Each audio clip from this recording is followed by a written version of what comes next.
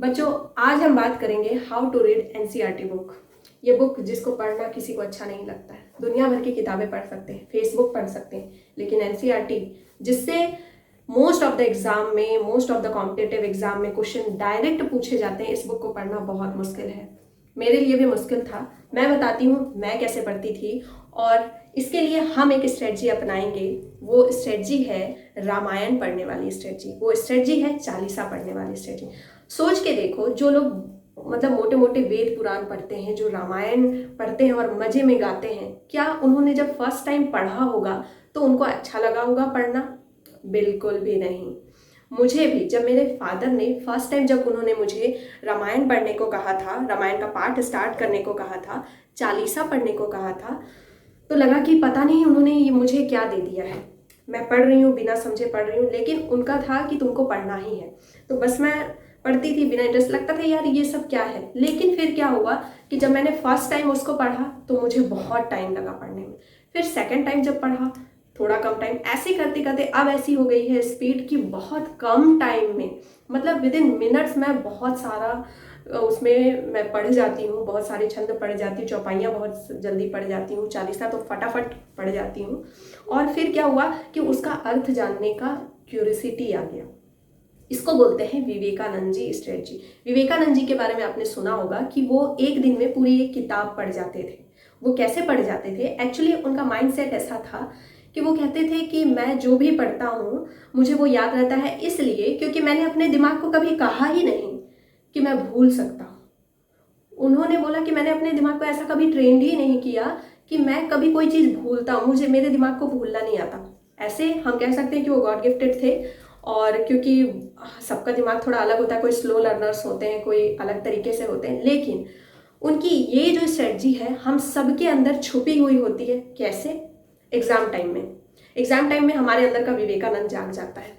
जो साल भर चीज़ें समझ नहीं आती ना, जिस बुक को साल भर हमको पढ़ने में लगता है कि ये क्या पढ़ रहे हैं, कभी कंप्लीट नहीं होगा, वो एग्ज़ाम के एक दिन पहले वो पूरा बुक पढ़ जाते हैं। मुझे याद है कॉलेज के टाइम पे कुछ भी समझ में नहीं आता था, 1000 टीचर से समझ लेते थे, कुछ समझ नहीं आता, लेकिन एग्जाम के एक दिन पहले जब प्रेशराइज होते थे ना, एक एक लाइन पढ़ जाते थे उतनी मोटी बुक्स की, और वो सारी चीज़ें समझ में भी आ जाती थी।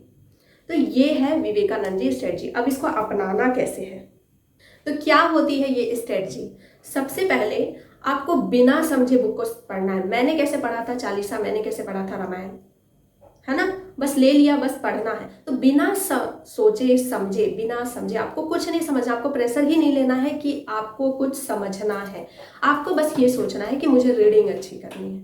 जैसे बूढ़े बुजुर्ग करते हैं ना रीडिंग, पेपर ले लिया, बस घंटों बस पढ़ रहे हैं। बहुत सारी चीज़ें उनको समझ में नहीं आती है, सारी चीज़ें उनके इंटरेस्ट का नहीं होता, लेकिन वो मतलब कुछ काम नहीं है, बस पढ़ रहे हैं, तो उनको रीडिंग करना मजा आता है। ठीक है, तो आपको क्या करना है, बस बिना सोचे समझे एनसीईआरटी बुक खोलो, और जो सबसे फेवरेट है ना, कोई पोर्शन तो फेवरेट होगा, कोई चैप्टर तो फेवरेट होगा, उसको देखो और उसको बिना सोचे समझे पढ़ना शुरू करो। अब पढ़ना कैसे है? जैसे मूवी की ट्रेलर दिखाई जाती है ना पहले, तभी मूवी अच्छा लगता है। किसी भी मूवी की जब ट्रेलर देख लो, थोड़ा थोड़ा क्लाइमेक्स देख लो, तब जाके मजा आता है उस मूवी को देखने में। तो आपको क्या करना है, उस चैप्टर का थोड़ा सा ट्रेलर देख लेना, आपको उसके हेडिंग्स देख लेने हैं, आपको उसके क्वेश्चंस देख लेने हैं कि किस किस तरह का क्वेश्चन फ्रेम किया गया है। अच्छा ये टॉपिक है, इसमें से ये टॉपिक तो मुझे आता है, इस टॉपिक के बारे में तो मैंने पढ़ा है बचपन में। ठीक है, तो इससे क्या होगा, कॉन्फिडेंस बिल्ड होगा कि आधी चीज़ें तो मैं जानता हूँ, और नहीं भी जानते हो तो अच्छा ये सारी चीज़ें हैं। फिर क्या होगा, जब आप उसका ट्रेलर देख लोगे, जो मेन मेन हेडिंग है देख लोगे, क्वेश्चन देख लोगे, तो जब आप रीडिंग लगाओगे तो आपको याद आएगा कि अच्छा ये चीज़ें तो क्वेश्चन में था, मतलब ये इंपॉर्टेंट है।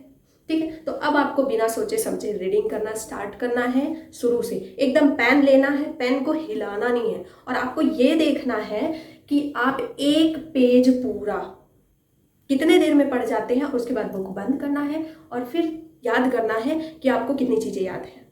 ठीक है, फिर सेकंड पेज पढ़ना है, कोई बात नहीं, एक दो लाइन भी याद है कोई बात नहीं, बूस्ट अपने माइंड को बोलो शाबाश इतना तो किया।